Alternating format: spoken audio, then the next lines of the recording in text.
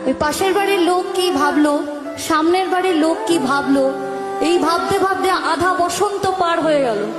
তোমরা বসন্তও পার করনি, ভাদ্র মাসেই গল্প সেরে ফেলেছো।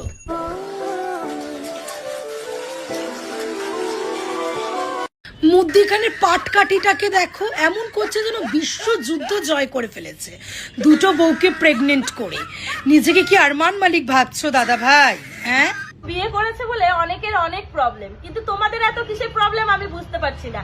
আমি বুঝতে পারছি না কেন আমাদের প্রবলেমটা হবে না। তোমরা ভিডিও করছো, দুটো বউকে প্রেগনেন্ট করছো, একজন তার সন্তানকে ছেড়ে এসে আরেকজনের সাথে রয়েছে, সেগুলো ভিডিওর মাধ্যমে দেখাচ্ছ, আর আমরা কমেন্ট করলে খুব খারাপ। তাহলে ভিডিও করো না, ভিডিও কেন করছো? তুই আমার মাকে নিয়ে গেছিস না, তুই জীবনে সুখে থাকতে পারবি না, এটা আমার অভিশাপ। আমি বুঝতে পারি না ও আদৌ বাবা না নাটক করছে ভিডিওটার মধ্যে।